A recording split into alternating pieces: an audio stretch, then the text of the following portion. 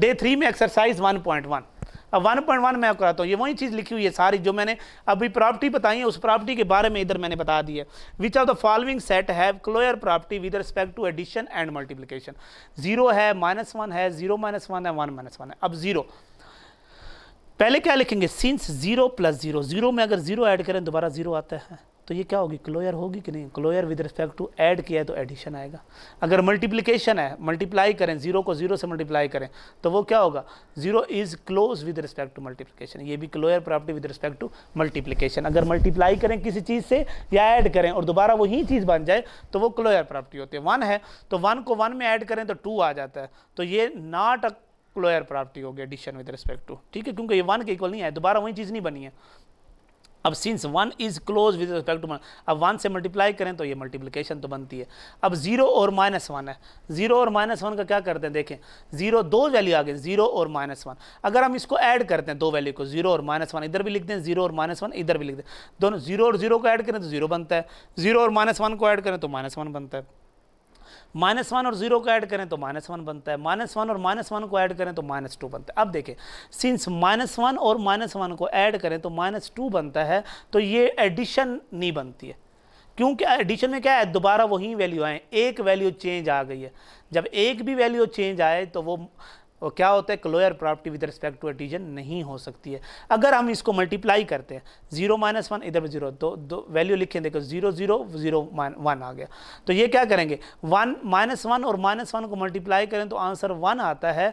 हालांकि हमारे पास इधर 1 तो है ही नहीं, क्योंकि इधर हमारे पास क्वेश्चन क्या था, 0 और -1 था, तो इधर 1 आ गया है, तो 1 भी हमारे पास मल्टीप्लिकेशन प्रॉपर्टी नहीं होती है। इस तरह 1 और -1 आ गए, 2 नंबर और आ गए।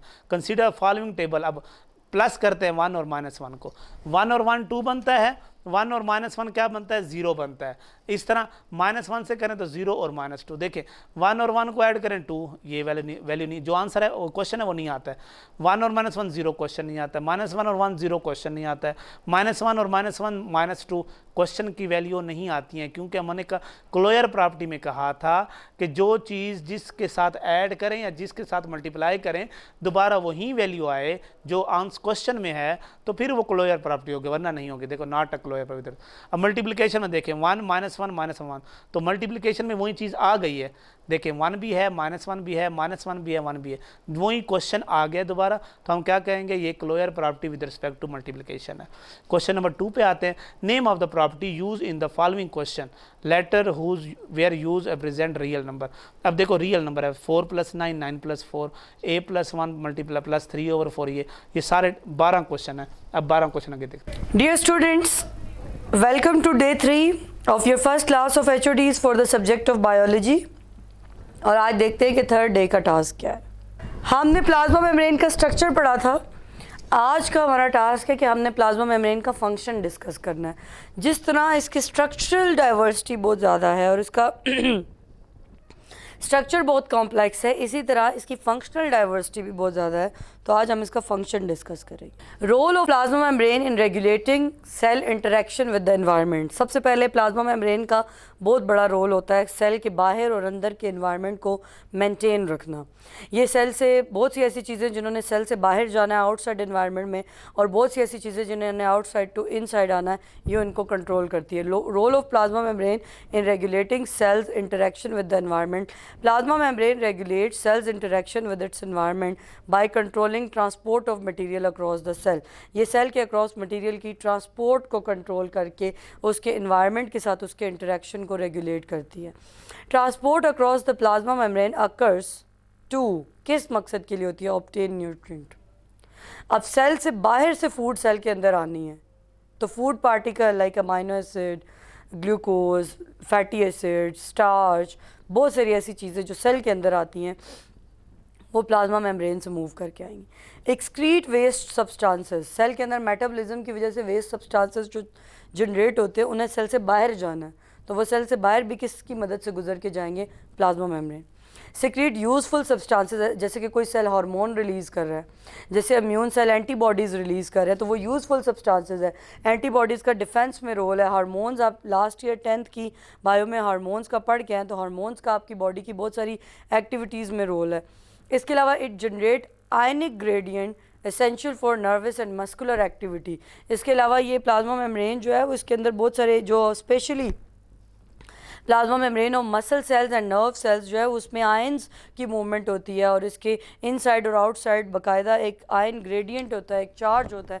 जिस तरह अगर मैं आपको बताऊं कि आपकी नर्व सेल्स की जो प्लाज्मा मेम्ब्रेन है उसका इनसाइड नेगेटिव होता है और आउटसाइड पॉजिटिव होता है, तो ये चार्ज ग्रेडियंट मेंटेन करने में प्लाज्मा मेम्ब्रेन का रोल है। It maintain the pH and ionic concentration within the cell और फॉर एंजाइम एक्टिविटी। इसके अलावा ये सेल की पीएच को मेंटेन करती है।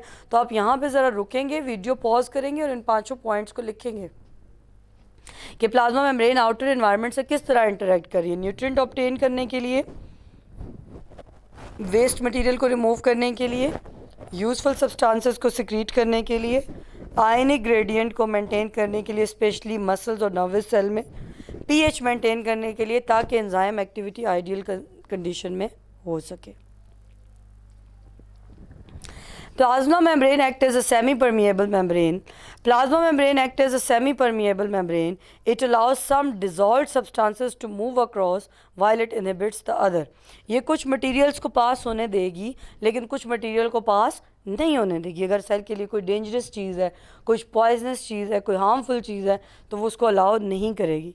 The substances which are lipid soluble cross it more easily than the other, क्योंकि प्लाज्मा मेम्ब्रेन का मेजर हिस्सा फॉस्फोलिपिड है। तो लिपिड सब डिजॉल्व लिपिड सॉल्युबल सब्सटेंसेस, तो लिपिड बायलेयर जो फॉस्फोलिपिड की बायलेयर है उससे ईजिली गुजर जाएंगे। Many small gas molecules like oxygen and carbon dioxide and glucose being neutral can easily cross while ions being charged particles have some difficulty in crossing. अब ये है कि गैसेस लाइक आपको पता है ना कि आपका सेल इनटेक करता है कार्बन डाइऑक्साइड ऑक्सीजन और रिलीज़ करता है कार्बन डाइऑक्साइड, या ग्लूकोज स्मॉल मॉलिक्यूल है या वाटर मॉलिक्यूल है, वो भी इजीली गुजर जाएंगे। लेकिन अगर कोई चार्ज मॉलिक्यूल आएगा तो उसके लिए गुजरना मुश्किल होगा। For the movement across the cell surface membrane, there are 4 basic mechanism. इसकी movement के लिए 4 basic mechanism है।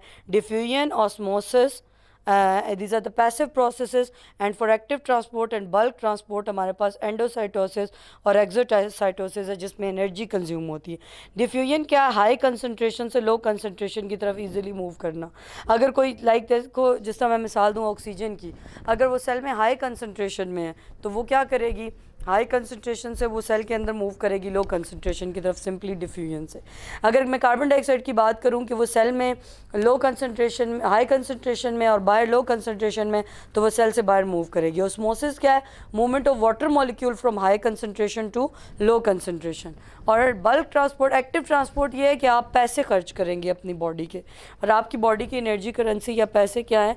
ATP। ATP आप खर्च करेंगे, आपकी ये खर्च होगी तब ये मॉलिक्यूल मूव करेंगे। लेकिन एक्टिव ट्रांसपोर्ट में क्या होता है? From low concentration to high concentration move करना होता है। और बल्क में अगर कोई लार्ज साइज मॉलिक्यूल है तो उसको सेल के अंदर आने के लिए एंडोसाइटोसिस की ज़रूरत है और सेल से बाहर जाने के लिए एक्सोसाइटोसिस की ज़रूरत है लार्ज साइज मॉलिक्यूल के लिए। समझ रहे हैं आप बात? और उसमें वो अपनी एनर्जी कंज्यूम करता है। Function: The lipid part of the plasma membrane controls the fluidity of the membrane. When the concentration of unsaturated fatty acid in the phospholipid become greater, the bilayers become more fluid than make cell membrane more permeable. तो हम ये कहते हैं कि जब इसमें fluidity को कौन कंट्रोल करता है? लिपिड।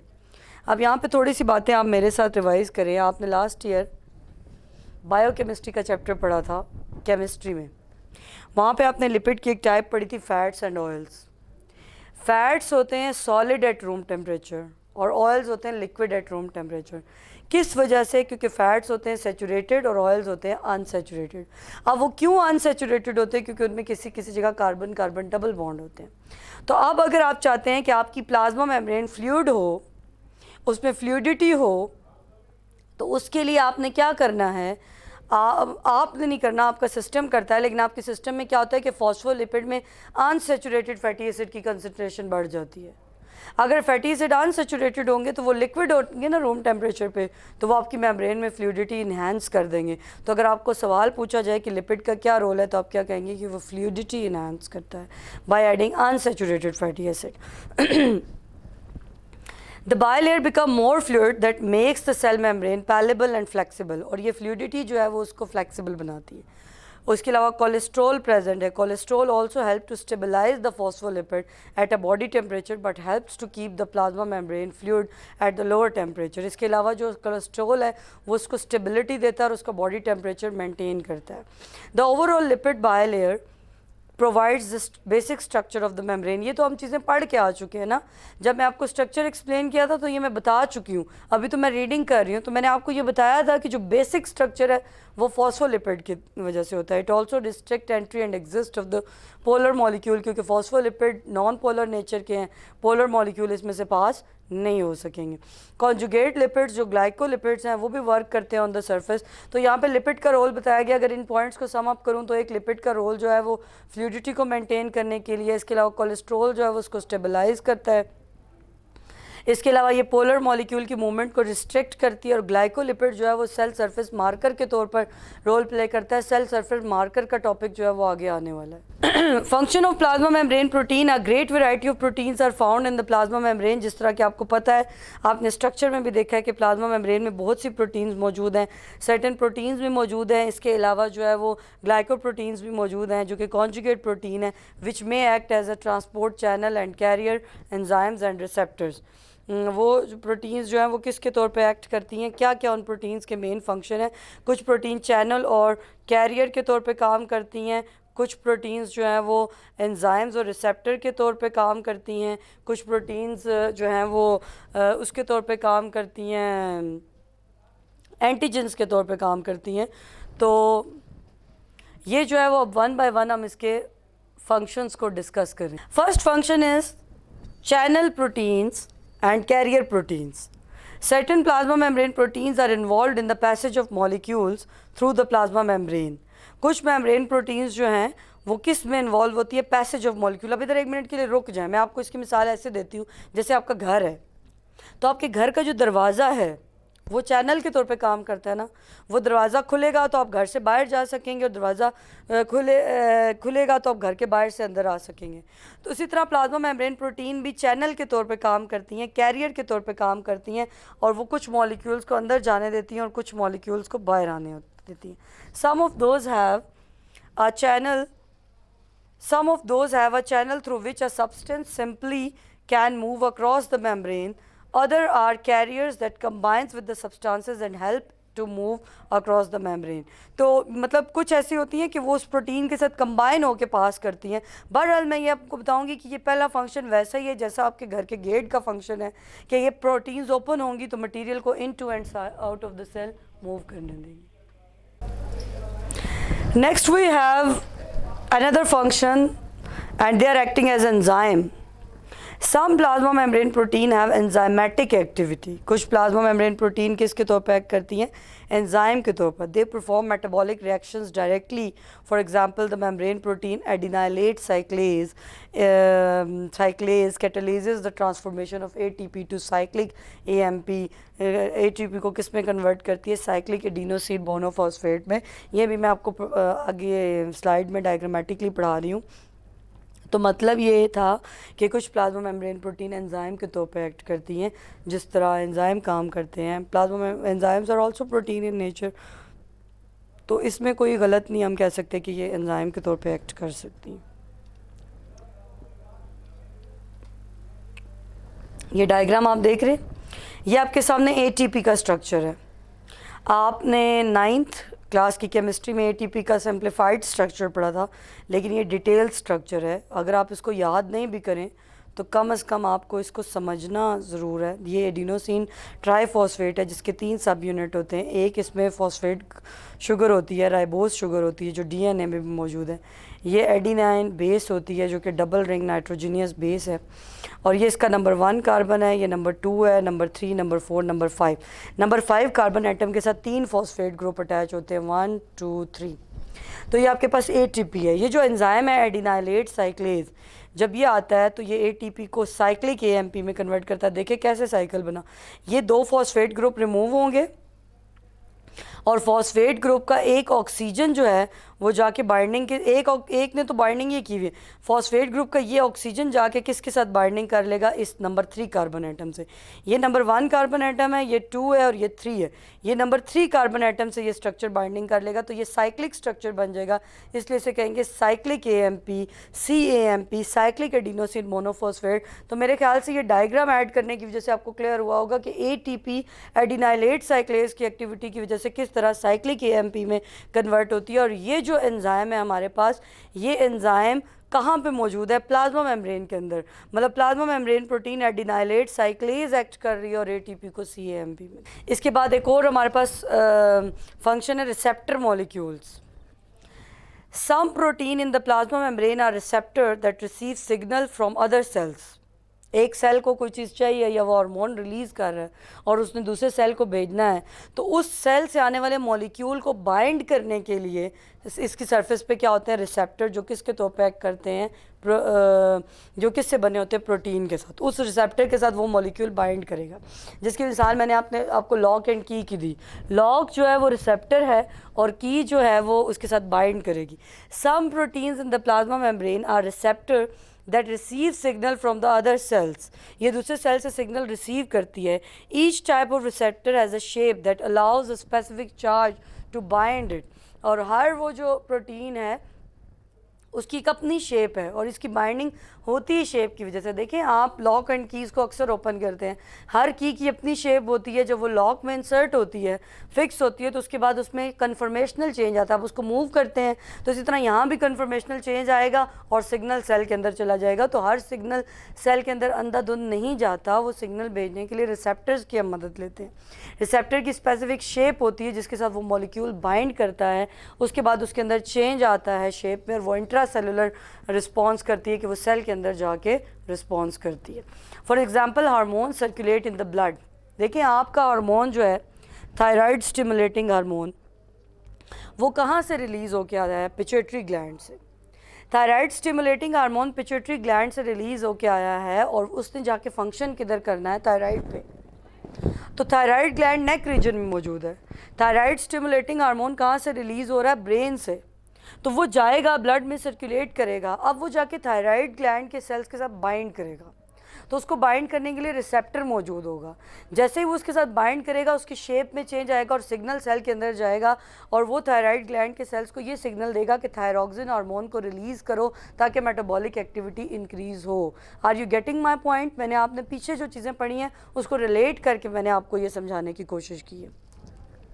तो वो यही बता रहे हैं कि to bind with the blood with to bind the specific target and even this is to make sure that correct binding is carried out, ताकि उसकी बाइंडिंग करेक्ट हो।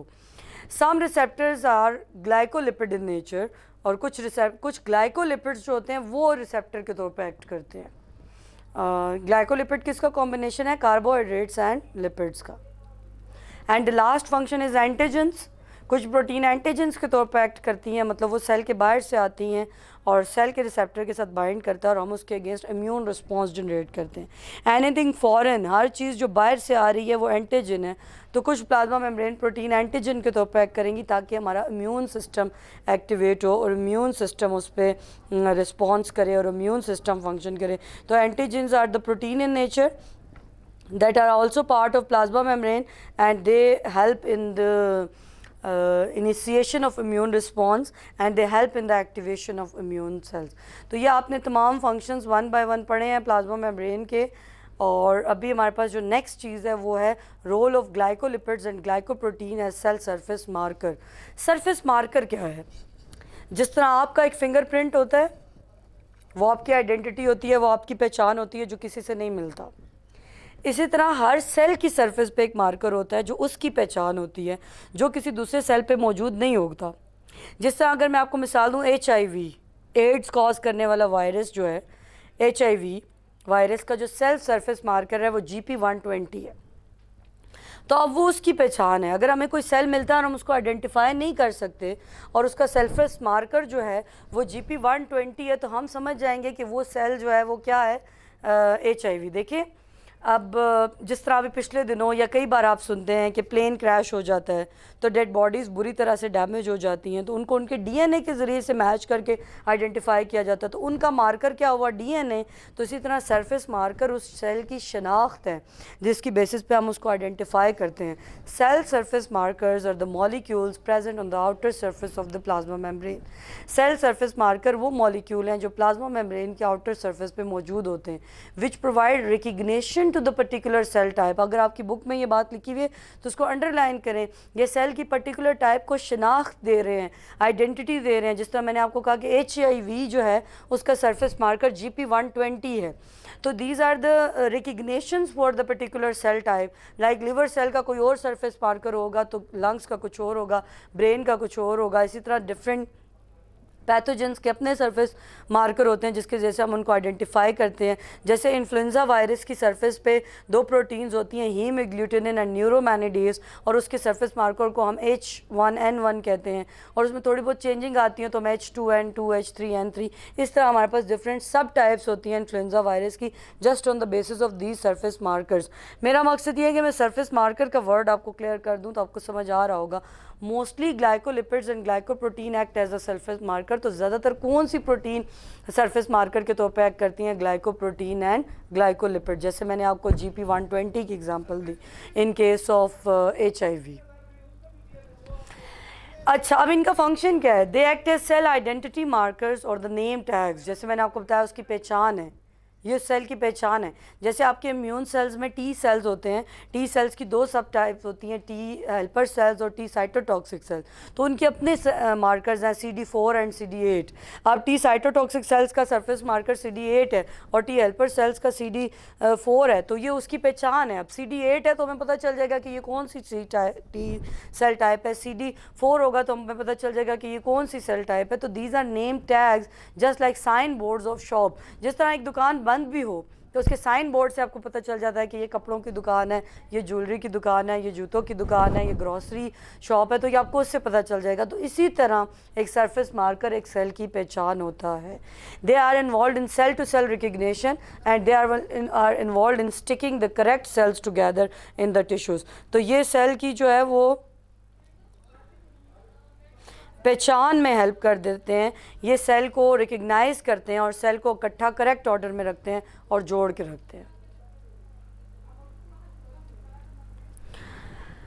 अच्छा जी, आज का जो टास्क था इसमें हमने प्लाज्मा मेम्ब्रेन के फंक्शंस को डिस्कस किया डिटेल में। तो आज का आपका क्वेश्चन है, right the function of plasma membranes, proteins, lipids and glycoproteins in detail।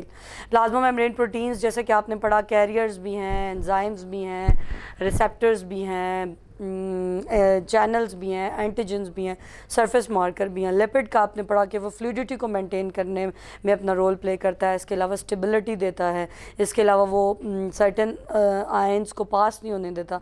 GP proteins के बारे में आपने पढ़ा है कि ये सरफेस मार्कर्स के तौर पे भी एक्ट करती हैं, इसके अलावा ये प्रोटीन्स रिसेप्टर के तौर पे भी एक्ट करती हैं। तो आपने इन तमाम चीज़ों को याद करना है। इसके अलावा इनके फंक्शंस को अपने जो बायो का पोर्शन होगा, नोटबुक या रजिस्टर, उस पर लिखना भी है। कल हम नेक्स्ट टॉपिक डिस्कस करेंगे। अस्सलाम वालेकुम स्टूडेंट्स, आज हम फिज़िक्स की पहली HOD क्लास के डे 3 की जो स्टडी है उसको हम शुरू कर रहे हैं। और डे 3 में आज हम स्टार्ट करने जा रहे हैं international system of unit. Last जो आपका डे 2 था उसमें हम लोगों ने फ़िज़िकल क्वांटिटीज़ को हमने डिस्कस कर लिया था, उनकी डेफिनेशंस को डिस्कस कर लिया था। आज हम इंटरनेशनल सिस्टम ऑफ यूनिट की बात करेंगे। वहीं पर हमने एक डिस्कस किया था कि हमारे पास जो एक आइडियल स्टैंडर्ड है वो कैसा होता है, और आइडियल स्टैंडर्ड जो है उसमें जब मेजरमेंट करते हैं तो क्या चीज़ें रिक्वायर्ड होती हैं। तो आज हम बात करते हैं इंटरनेशनल सिस्टम ऑफ यूनिट की। International System of Unit in 1960 an international committee agreed on a set of definitions and standard to describe the physical quantities। 1960 में एक इंटरनेशनल कमेटी इस बात पे एग्री हो गई कि उन्होंने एक सेट ऑफ डेफिनेशन और स्टैंडर्ड डिस्क्राइब किए फिजिकल क्वांटिटीज़ के लिए। The system that was established is called the system international, और जो सिस्टम इस्टेब्लिश्ड हुआ उसको सिस्टम इंटरनेशनल यानी SI यूनिट सिस्टम यानी कि सिस्टम इंटरनेशनल SI सिस्टम उसको हमने कहा। The system international is formed from 3 kinds of unit. जो हमारे पास सिस्टम इंटरनेशनल है उसमें 3 किस्म के यूनिट जो हैं वो उनसे मिलकर वो बना है। नंबर 1 पे बेस यूनिट्स, नंबर 2 पे सप्लीमेंट्री यूनिट्स एंड नंबर 3 पे डिराइव्ड यूनिट्स। बेस यूनिट्स की हम बात करें तो जैसा कि हमने फिजिकल क्वांटिटीज़ में बेस क्वांटिटीज़ पढ़ी थी, तो हमारे पास 7 बेस क्वांटिटीज़ हैं। तो 7 बेस क्वांटिटीज़ के 7 ही बेस यूनिट होंगे। There are 7 base units for different physical quantities. Different physical quantities के हमारे पास 7 बेस यूनिट हैं। लेंथ, मास, और वो क्वांटिटीज़ हैं length, mass, time, temperature, electric current, luminous intensity means intensity of light, amount of substance. ये हमारे पास 7 बेस क्वांटिटीज़ हैं और इन्हीं के 7 बेस यूनिट्स हैं। अब अगर हम ये टेबल देखें तो यहाँ पर आपको वही 7 बेस क्वांटिटीज़ दिखाई दे रही हैं। लेंथ, इसका जो यूनिट है दैट इज़ मीटर, इसको हम एम से रिप्रेजेंट कर रहे हैं। मास, इसका यूनिट जो है वो किलोग्राम, केजी से रिप्रेजेंट करेंगे, केजी इसका सिंबल है। टाइम, इसका जो यूनिट है दैट इज़ सेकंड और स्मॉल एस इसका सिंबल होगा। टेम्परेचर, इसको जो यूनिट है दैट इज़ केल्विन और सिंबल उसका के। Electric current, ampere, electric current को आई से डिनोट करते हैं, टेम्परेचर को टी से डिनोट करते हैं, टाइम को टी से, मास को एम से, लेंथ को एल से, इलेक्ट्रिक करंट को आई से डिनोट करते हैं। यूनिट इसका एम्पेयर, सिंबल इसका A, capital A. Luminous intensity means intensity of light, इसको हम कैंडेला से रिप्रेजेंट, कैंडेला सॉरी इसका यूनिट है और सी डी उसका सिंबल है। अमाउंट ऑफ सब्सटेंस, इसको हम मोल, मोल इसका यूनिट है हमारे पास, और एम ओ एल सिंबल के तौर पर हम यूज़ करते हैं। नॉर्मली इसको हम डिनोट एन से करते हैं। तो ये हमारे पास जो इंटरनेशनल सिस्टम ऑफ यूनिट में 7 बेस यूनिट्स हैं। अब हम इनको 1 बाय 1 डिफ़ाइन करते हैं कि आया ये स्टैंडर्ड बनाए गए तो इनका क्या स्टैंडर्ड रखा गया, जिसको जब भी हम ये क्वांटिटीज़ मेजर करेंगे तो उसको हमने किस स्टैंडर्ड से कंपेयर करना है। Standard definition of a base units, number 1 metre, the distance travelled by a light in a vacuum during a time of 1/299,792,458 second. अगर हम बात करते हैं कि स्पेस के अंदर के लाइट कितने डिस्टेंस ट्रैवल करेगी एक सेकंड के, ये 1/2999792,458, यानी कि एक सेकंड का जो हिस्सा हमारे पास आ रहा है, अगर आप यहाँ पे इसको देखें तो 2997992,458, अगर एक सेकंड के हम 2997992,458 इतनी उसकी फ्रैक्शंस कर दें, इतने हिस्सों के अंदर अगर हम एक सेकंड को ब्रेक कर दें तो उस टाइम जो लाइट डिस्टेंस ट्रैवल करेगी उसका हम वो डिस्टेंस 1 मीटर के इक्वल होगा। This is the standard, this is the definition of metre according to system international.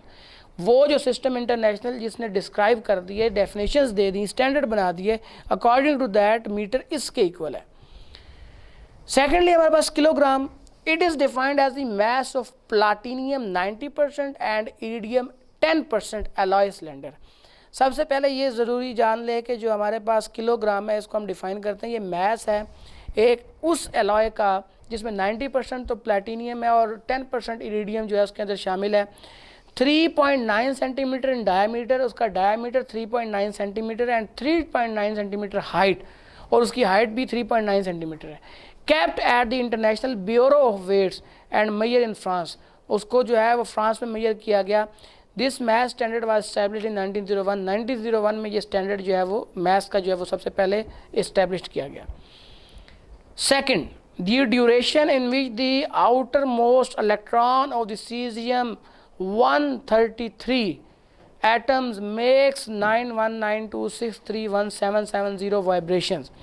एक सेकंड को अगर हम उसके स्टैंडर्ड को देखें तो ये वो ड्यूरेशन है जिसमें कोई भी सीजियम 133 अगर हम ले लें तो सीजियम 113 एटम्स का जो आउटर मोस्ट इलेक्ट्रॉन है, अगर वो आउटर मोस्ट इलेक्ट्रॉन इतनी वाइब्रेशंस करता है तो वो जितना टाइम लेगा उसको हम 1 सेकंड कहते हैं। नेक्स्ट हमारे पास है kelvin, it is the fraction 1/273.16 of the thermodynamics temperature of the triple point of water. ये हमारे पास एक ऐसी फ्रैक्शन है, अगर हम एक केल्विन को या अगर हम सेल्सियस की बात करें तो हमारे पास वो टेम्परेचर है 0.01 डिग्री सेल्सियस, जो हमारे पास ट्रिपल पॉइंट ऑफ वाटर है। यहाँ पे ट्रिपल पॉइंट बता दूं कि ट्रिपल पॉइंट ऑफ वाटर से क्या मुराद है, यानी कि ऐसा आपके पास पॉइंट जिस पे वाटर तीनों स्टेट्स यानी गैसियस में भी एग्जिस्ट कर सकता हो और सॉलिड स्टेट यानी सॉलिड स्टेट में भी एग्जिस्ट कर सकता हो और लिक्विड स्टेट में भी एग्जिस्ट कर सकता हो। तो केल्विन हमारे पास एक वो फ्रैक्शन है that is 1/273.16 of the thermodynamics temperature, किसी भी थर्मोडायनेमिक्स टेम्परेचर की। और अगर आपको सेल्सियस में देखें तो 0.01 डिग्री सेल्सियस बनता है। एम्पेयर की बात करते हैं, the unit of electric current is ampere. Electric current का यूनिट एम्पेयर है। ये वो कांस्टेंट करंट है जिसको हम मेंटेन करते हैं दो स्ट्रेट पैरेलल कंडक्टिंग वायर के अंदर जिनकी लेंथ इनफाइनाइट है, of negligible circular cross section and placed a metre of length. और अगर हम उसका क्रॉस सेक्शनल एरिया जो है नेग्लेजिबल कर दें उसको इग्नोर कर दें और 1 मीटर लेंथ जो है वो प्लेस कर दें, तो वहाँ जो हमारे पास कांस्टेंट करंट की जो वैल्यू है that is called ampere. Next is candela. The unit of luminous intensity या the unit of intensity of light is candela. It is defined as the luminous intensity in the perpendicular direction of a surface. अगर हम इसको define करें तो हमारे पास जो light की intensity है, लाइट की जो शिद्दत है परपेंडिकुलर डायरेक्शन में of the surface of 1/60,000 square metre of a black body radiator of the solidification temperature. अगर हमारे पास कोई भी बॉडी है और उसका जो हमारे पास एरिया है वो 1/60,000 स्क्वायर मीटर कोई भी ब्लैक बॉडी रेडिएटर है of the solidification temperature of platinum under standard, और उसके लिए जो हम यूज़ कर रहे हैं solid that is platinum under standard atmospheric pressure. और एटमॉस्फेरिक प्रेशर वही जो स्टैंडर्ड एटमॉस्फेरिक प्रेशर है उन कंडीशन के अंदर रखा जाए तो उसको हम कैंडेला जो है वो उसको हम बोलेंगे कि कैंडेला आपके पास वो लाइट है जो परपेंडिकुलर डायरेक्शन में होती है किसी भी सरफेस के ऊपर, जिसका एरिया 1/60,000 स्क्वायर है से किसी भी उसको हम 60,000 फ्रैक्शंस के अंदर ब्रेक कर देंगे उसके एरिया को ब्लैक बॉडी रेडिएटर के, that is called candela. Next है हमारे पास mole. The mole is the amount of substance of a system which contains as many elementary intensities as there are atoms in 0.012 kg of carbon 12 1 mole of any substance contains 6.0225 and 10 की power 23 entities. हमारे पास मोल वो substance है किसी भी system के अंदर जिसमें हमारे पास किसी भी एटम के, अगर हम कार्बन की बात करते हैं, कार्बन का जो हमारे पास कार्बन का मैस है हमारे पास जो उसका मोलर मैस है दैट इज़ बेसिकली 12 ग्राम, तो वो हमारे पास 0.012 ग्राम बनेगा। उसके अंदर जितने नंबर ऑफ हमारे पास एटम्स आएंगे कार्बन के उसको हम 1 मोल कहेंगे और नॉर्मली वो 6.022 10 की पावर 23 आ जाते हैं। यानी अगर हम 12 ग्राम कार्बन ले लें तो 12 ग्राम कार्बन के अंदर हमारे पास इतने एटम्स आएंगे। अब हम जब भी किसी दूसरे स्टैंडर्ड को मेजर करेंगे तो उसकी हम वो मिकदार लेंगे जिसमें इतनी इंटेंसिटीज यानी कि 6.022 × 10 की पावर 23 एटम्स या उसके मालिक्यूल्स हैं और फिर उसका जो भी मैस होगा वो उसके 1 मोल के इक्वल होगा। तो स्टूडेंट्स ये तो तमाम जो बेस यूनिट हैं उनकी डेफिनेशंस थी, जो हमारे पास 7 बेस यूनिट थे जो हमने 1 बाय 1 डिस्कस किए, जिसमें लेंथ था मीटर, उसके बाद मैस किलोग्राम, टाइम सेकंड को हमने डिफ़ाइन किया और उसके बाद हम लोगों ने केल्विन को, एम्पेयर को और इस तरीके से कैंडेला और मोल को हमने डिफ़ाइन किया। नाउ नेक्स्ट टॉपिक इज़ हमारे पास जो है दैट इज़ सप्लीमेंट्री यूनिट्स। जो दूसरी हमारे पास यूनिट्स की टाइप है वो है सप्लीमेंट्री यूनिट। ये बड़ा अहम टॉपिक है students. Standard definition of supplementary units, जब हम सप्लीमेंट्री यूनिट्स की बात करेंगे तो इसको गौर से आपने समझना है। This is very important topic और शॉर्ट क्वेश्चंस के हवाले से आपका बड़ा अहम ये टॉपिक है। The units which are neither base units not derived units are called supplementary units. वो यूनिट्स जो ना के आपके पास बेस यूनिट्स हैं और ना ही आपके पास ड्राइव्ड यूनिट्स हैं उनको हम सप्लीमेंट्री यूनिट्स बोलते हैं। इन यूनिट्स में शामिल है प्लेन एंगल और नंबर 2 पे है solid angle. Standard definition of supplementary units, plane angle के लिए जो हम यूज़ करते हैं that is radian. Plane angle को रेडियन बोलते हैं। It is the plane angle between 2 radii of circle which cut off on the circumference on an arc in length, arc equal in length to the radius of the circle. अभी मैं इसको आपको figure के जरिए भी explain करता हूँ कि आप रेडियन जो है ये आपके पास 2 रेडियाई, जो 2 रेडियस है सर्कल के, उनके दरमियान जो एंगल है उसको हम रेडियन, एक रेडियन बोलते हैं। अगर के जो सर्कमफ्रेंस है उसकी जो आर्क है वो इक्वल इन लेंथ है, किसके, रेडियस के। जो हमारे पास आर्क आएगी, अभी मैं आपको उसकी फिगर भी बता देता हूँ, जो आर्क आएगी वो उस रेडियस के इक्वल आएगी तो उसको हम 1 रेडियन एंगल बोलेंगे। ये हमारे पास 2 डायमेंशनल एंगल है। Stay radian it is a solid angle, 3 dimensional angle subtended at the centre of sphere. अगर हम एक स्फेरिकल बॉडी ले लेते हैं, स्फेयर ले लेते हैं, यानी कि एक हॉलो स्फेयर की बात करते थे तो वो हमारे पास सर्कल है, उसमें हम प्लेन एंगल को लेंगे।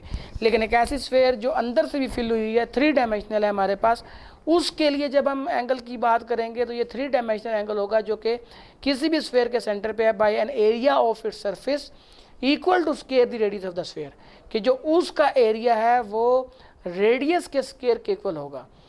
तो अब देखें, ये आपके पास है जी, लेट्स सपोज अगर हम रेडियन की बात करते हैं तो ये आपके पास एक सर्कल है, ये इसके 2 रेडियाई हैं। अगर हम सेंटर से लेके यहाँ पे एक लाइन ले रहे हैं, एक यहाँ पर ले रहे हैं, और ये जो हमारे पास इसकी आर्क है, हम कहेंगे ये आर्क जो है इसकी लेंथ भी आर्क के इक्वल है, तो then this angle is called 1 radian. तो प्लेन एंगल जो है दैट इज़ 2 डायमेंशनल एंगल, और नॉर्मली ये कहाँ पे होता है, ट्रायंगल के अंदर, स्क्वायर के अंदर या सर्कल के अंदर। तो ये आप देखें, दो आपके जो एंगल बनता है 2 लाइनों के दरमियान, उसको आप प्लेन एंगल कहते हैं। स्क्वायर के अंदर भी होता है, सर्कल के अंदर भी होता है। सॉलिड एंगल यानी स्टेरेडियन, ये 3 डायमेंशनल होता है, और नॉर्मली ये कोन के अंदर, क्यूब के अंदर और स्फेयर के अंदर होता है। तो यहाँ पर आपको जो एंगल दिखाई दे रहा है, अगर आप किसी भी स्फेयर के अंदर जो एक ख़ास रीजन ले रहे हैं, वहाँ पर जो आपके पास एंगल होगा दैट इज़ 3 डायमेंशनल एंगल, उसको आप स्टेरेडियन बोलेंगे। फिजिकल क्वांटिटीज में प्लेन एंगल जो है इसका यूनिट रेडियन है, इसका सिंबल RAD। सॉलिड एंगल जो है इसको आप स्टेरेडियन से रिप्रेजेंट करते हैं, इसका ऐसा यूनिट स्टेरेडियन है, और इसका सिंबल जो है वो SR है। तो इशिप किसके पीछे हमने इसकी डेफिनेशन भी पढ़ ली प्लेन एंगल की और सॉलिड एंगल की। तो सप्लीमेंट्री यूनिट्स में हमारे पास एक तो पहला जो है वो प्लेन एंगल है, और सेकंड जो है हमारे पास सॉलिड एंगल है। दोबारा बता दूं कि प्लेन एंगल 2 डायमेंशनल एंगल है, सर्कल के अंदर, स्क्वायर के अंदर, ट्राई एंगल के जो एंगल्स होते हैं वो हमारे पास नॉर्मली 2 डायमेंशनल एंगल होते हैं, उसको हम प्लेन एंगल बोलते हैं। लेकिन रेडियन के लिए शर्त है कि आपके पास सर्कल के अंदर एक ऐसा एंगल जो 2 रेडियाई और सर्कल के दरमियान हो, और उसकी जो आर्क है वो भी रेडियस के इक्वल हो। और स्टेरेडियन हमारा 3 डायमेंशनल एंगल है, ये सेंटर ऑफ द स्फेयर पे होता है, और उसका जो एरिया है वो उस सरफेस के पाइन area of its surface equal to the square of the radius of the sphere. जो हमारे पास उस स्फीयर का रेडियस होता है उसके स्क्वायर के इक्वल होता है इसका। This is 3 dimensional angle. Students, ये था आपका डे 3, और यहाँ तक आपका टॉपिक है। अब नेक्स्ट हम जो है डे 4 के साथ जो है वो नेक्स्ट लेक्चर के साथ हम हाजिर होंगे। चलते हैं आज के सबक के तीसरे दिन की तरफ। इसमें जी तौहीद का मफ़हूम और अक़साम। जी, तौहीद का मफ़हूम और उसके अक़साम पर नोट लिखें। सबसे पहले तौहीद को लग़वी माना आपको बता रहे हैं, जिसके माना एक मानना। फिर इस्तिलाही माना आपको बता रहे हैं कि इस्तिलाही माना से क्या मरा, इस्तिलाही माना में तौहीद का क्या मतलब है। इस्तिलाह में अल्लाह ताला जो सबसे बरतर और आला और सारी कायनात की खालिक और मालिक हस्ती है कि वाहिद व यकता होने पर ईमान लाना और सिर्फ उसी की इबादत का हक़दार तस्लीम करना अक़ीदा तौहीद कहलाता है। अक़ीदा की अपना तौहीद की अक़साम, अक़ीदा तौहीद की अक़साम। नंबर 1 तौहीद फ़िल ज़ात, नंबर 2 तौहीद फ़िल सिफ़ात, नंबर 3 तौहीद फ़िल अफ़आल, नंबर 4 इसकी कुछ ज़ेली अक़साम बताई हैं वो आपको बताई जाएंगी। तो देखें, नंबर 1 तौहीद फ़िल ज़ात, अल्लाह ताला को उसकी ज़ात में एक मानना तौहीद फ़िल ज़ात कहलाता है। अल्लाह का फरमान है क़ुल हुवल्लाहु अहद, तर्जुमा मोहम्मद कह दीजिए कि वो अल्लाह एक है। सुब्हानहु हुवल्लाहुल वाहिदुल क़हार, तर्जुमा उसकी ज़ात पाक है, वो तन्हा अल्लाह ही है जो क़हार है। नंबर 2 तौहीद फ़िल सिफ़ात, अल्लाह ताला को उसकी सिफ़ात में ऐसा एक मानना है कि जिस तरह अल्लाह ताला की सिफ़ात हैं ऐसी किसी और में नहीं। अल्लाह ताला को कदीम, गैर मुतनाही यानी जिसकी कोई इंतहा नहीं है, गैर मुतनाही जिसकी कोई इंतहा नहीं है, यानी न ख़त्म होने वाली ज़ात। और अबदी मानना, अबदी का मतलब है हमेशा के लिए रब मानना ज़रूरी है। इसी तरह रहमान, रहीम, सत्तार, गफ़्फ़ार, क़दीर, खालिक, अलीम, समी, बसीर, खबीर वगैरह अल्लाह रब्बुल इज़्ज़त की सिफ़ात हैं। इरशाद रब्बानी है लैसा कमिस्लिही शै, वो हर किस्म की मिसाल से बालातर है। नंबर 3 तौहीद फ़िल अफ़आल, अल्लाह ताला को उसके तमाम अफ़आल में, अफ़आल फ़िल की जमा है, उसके तमाम कामों में वहदहु ला शरीक तस्लीम करना तौहीद फ़िल अफ़आल कहलाता है। तमाम अफ़ाल के बजावरी में उसका कोई मददगार हरगिज़ नहीं। वो पूरी कायनात में अपनी मर्ज़ी से तसर्रुफ़ करता है, यानी हुक्म चलाता है। इन्नल्लाह यफ़अलु मा युरीद, अल्लाह ताला वही करता है जो खुद वो चाहता है। और चौथी किस्म है तौहीद फिल इबादत। अल्लाह ताला को उसकी इबादत में एक मानना तौहीद फिल इबादत कहलाता है। इस्लाम में अल्लाह ताला के अलावा किसी की इबादत जायज़ नहीं है। कुरान मजीद में तौहीद फिल इबादत पर बड़ा ज़ोर दिया गया है। इरशादात रब्बानी हैं, इन्नमा इलाहुकुम इलाहुन वाहिद, तुम्हारा माबूद सिर्फ़ एक ही माबूद है। नंबर 2, ला इलाहा इल्लाहु, अल्लाह के सिवा और कोई माबूद नहीं। नंबर 3, इय्याका नअबुदु, हम सिर्फ़ तेरी ही इबादत करते हैं। ये माबूद किसको कहा जाता है? जिसकी इबादत की जाए उसको माबूद कहा जाता है।